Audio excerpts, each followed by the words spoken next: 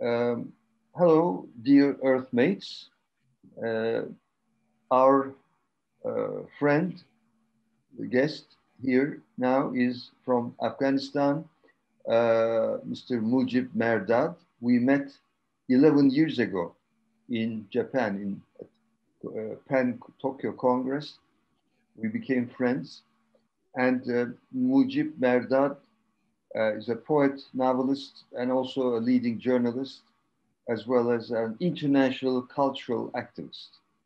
And this is one of the dialogues, Earth Civilization dialogues. And dear Mujib Mehrdad, thank you for joining us. Thanks, Mr. Tarek. Very happy to see you after a long time. And it's a pleasure joining in this wonderful project. Thank you. And what would you like to say about your works, your activities? Although I said a few things, please mention a little bit more about yourself. Yeah, I am a poet and a novelist and a university lecturer, and I'm also editor-in-chief of #Sub Daily, 8 AM Daily, which is the most read newspaper in Afghanistan, with more than 2 million followers online. I'm writing poetry. It is mostly about the human beings, how they suffer living in a very complicated situation in war zone, like in a country like Afghanistan, which every day we are witnessing the loss of our friends, our beloved ones, and also the huge suffering of our people. So writing in this situation is it's a kind of a process of representing our sufferings, and also a kind of therapy for ourselves. How we try to come to terms with this tragedy which is going on, which is endless, it seems like an eternal tragedy of war and suffering and loss. So all the content of my writings are concentrating, it is focused on war themes and the war tragedies. Yes, and you also focused on post-colonial situation and literature, I think. Yes, I did. I did my MA in India in English literature and post-colonial studies. Of course, we can learn lots of things. We can imply lots of those theories in order to analyze our situation in Afghanistan. Gender issues, for example, post-colonial issues. For example, we have presence of big power, superpowers in a new form, which we can somehow analyze them on the basis of those classic post-colonial theories. Yes. And what would you recommend to youngsters, especially? You are young, but those who are even younger, teenagers, for example, in the world, not only in Afghanistan, in the world, what would you recommend to them? Yeah, I think I think the term you're using, earthmate, is very beautiful, I think, because world is our home. It is common home. And no, I think no one can live safely in isolation in a corner, because everything is now global. For example, all our problems are global, and I think all the solutions are now global. For example, if you see to terrorism as an issue, it is a global, international issue. If you see to pandemics like COVID-19, it is a global international. It requires an international effort to overcome this kind of problems. So security issues are also nowadays global. Climate issues are global. So we are actually living at the same situation. Okay, of course, there are some differences. We are living in, for example, we have lost more than 10 journalists this year in Afghanistan. But of course, the danger is everywhere. The terror is everywhere.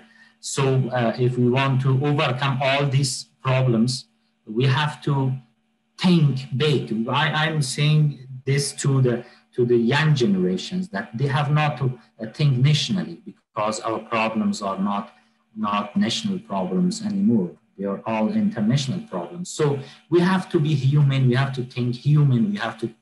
We have to recognize all people's sufferings all over the world, because in a way or the other, they are affecting our lives. For example, you are living in Europe, but there is a disaster happening in Africa or in Central Asia or in Afghanistan. There is, for example, immigrant problem, that the people who are fleeing from war and insurgency and sufferings, they will come. It is a proven fact, because with all the efforts, they couldn't prevent the immigration, the flow of immigration from these war-stricken areas. So that is why we are saying we have to think globally, we have to think earthly. Yes. I mean, big scale. Yes. One of the nice terms I learned a few years ago is glocal, combining the words global and local. Glocal.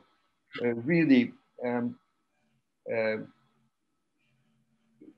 there was an international gathering in Kazakhstan, and the question was, how about globalization and national literatures? And I said, it is not a matter of either global attitude or local attitude. These are together. So how about a global attitude? That is not. Yes,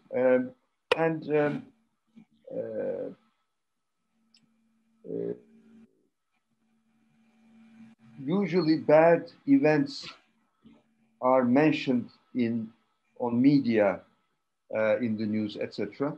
But a lot of good things are happening too. People like you, yeah. Some other people, people are doing good things too. But that doesn't become a headline. Yes, yes. In journalism, bad news is always good news. Yeah. Yes. Yeah, unfortunately, yes. And as for the theater, I enjoy saying happiness on stage brings misery in the ticket box, because people are bored when they see happiness on stage. I mean, on stage, how long can you endure happiness? A few seconds, that's good enough. But then you need something more interesting. So, yes. Well, I hope we will meet from time to time. And by the way, when we look at the map, I've just looked at the world map again, and I see Afghanistan and the northern countries are Turkmenistan, Tajikistan. In the east, there is China, right? Yes. In the south, there is Pakistan, and in the west, there is Iran. Yes. And how are cultural activities? I mean, is it possible to do some literary exchanges with the neighbors? Is it easy? Or Actually, yesterday, an Iraqi fellow, a poet and translator, Mariam Al-Attar, actually published a collection of Persian contemporary poets in Beirut. So it is one of the things that you mentioned before, that these activities exist here. For example, we go sometimes to Iran for poetry reading. The poets are coming from Iran, from Tajikistan, and unfortunately, this happens with Pakistan. Of course, in people in the South, our compatriots in the South, are because they are sharing the same language with the North people who are living in the north of Pakistan. So they have some interactions, and they are coming and going, and they have some gatherings together. Of course, there is war in Afghanistan, but still there is the life is going on with all its beauties and all its colors. For example, all Afghanistan is not at war. There are big cities are safe. People are going to school. They are going to universities. There are, for example, people are going to the parks. They are going out of the city to the mountains. Of course, life is going on with all its different aspects.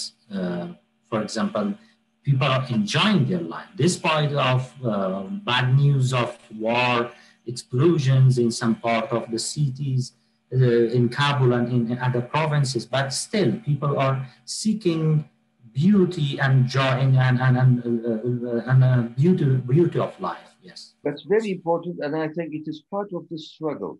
You need to have some sort of joy, from living in order to, yes, resist and struggle well. And of course, I hope to visit your country sometime. And Mevlana Celaleddin Rumi is, of course, from your country, Bash, right? Yes.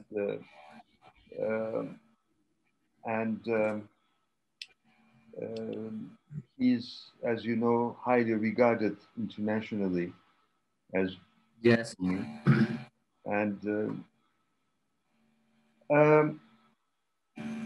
would you like to send me the names of some leading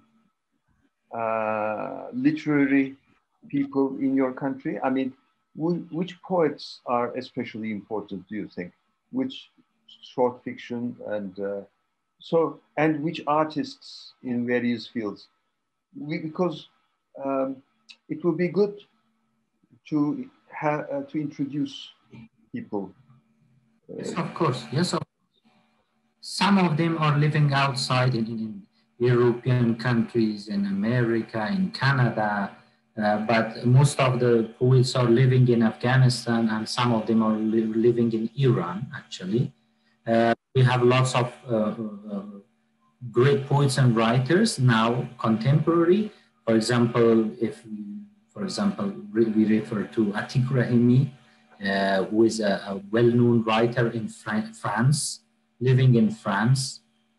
He is previously writing in Persian, but now mostly writing in French. He is also a film director. He is very famous for his novels and also as well as for his movies. Atiq Rahimi is in there. And also there are, for example, Muhammad Hussaini Mohammadi is also living there. Said Ziya Qasimi is living there. Nehofta and Khalid Nevisa, they are all in Scandinavian countries. Sharif Saidi is there in Norway, Sweden, Denmark, living in those countries. Inside Afghanistan also, we have lots of good writers and poets, like, for example, Mr. Rahnaward Zaryab was like the greatest novelist of Afghanistan. He passed away because of the COVID-19. I think it was 2 months ago, yeah. And also we have Partav Nadiri, we have Kazimi Abu Talib Muzaffari. Kazimi and Abu Talib Muzaffari are living in Iran. Partav Nadiri is living in Kabul. Of course, there are also writers and younger writers and poets. They are all working. They are very active. They are resisting against this violence. They are resisting against this fundamentalism, terrorism, which is coming from our culture. A part is coming from our traditional culture and education system, and a part is physically coming, from this regional politics, So it is a complicated situation, but the literature is resisting. It is fighting. Very good. And what are the languages in Afghanistan? What are some of the major languages? We have two official languages. We have two official languages, which are Persian and Pashto. But we have also Uzbeki language. It is a quite a language with many speakers. It is Turkic. I think it is from the Turkish family of languages, Uzbeki.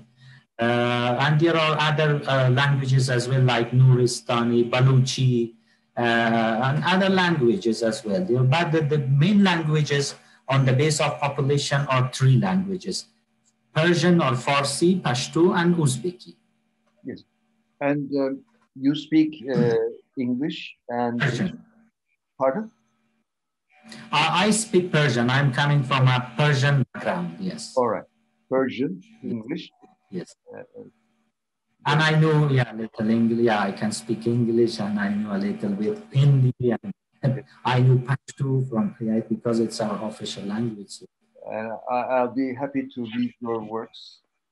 I will send you, actually, some of them has been translated in English, and I will be very happy to send it to you, and I will receive your comment as well. Wonderful. Let's send each other by email. Yes, of course. And please send me your recent poetry works in English. Everything you have in English. I mean, your theaters or your poetry. Please send me if they are translated. Okay. Yes, I write in Turkish and in English. So great. Yeah. I will always. I cannot forget your poem, which was about the Hiroshima. Where you said, I only have pushed a button over Hiroshima. Yes. Why I will never forget that great poem. Thank you so much. That poem has a visual aspect for the listeners who don't know that poem. There is a black circle, and we understand that it is the button to drop the bomb. And thank you so much, Mujib, for also. Welcome, sir. Mr. Tarık, very happy to see you. Anything else you would like to mention now? For now? Thank you very much. I'm very happy I will be part of this, and I will be happy to be part of this activity. And inshallah, if I came to Turkey, I will try to meet you in person.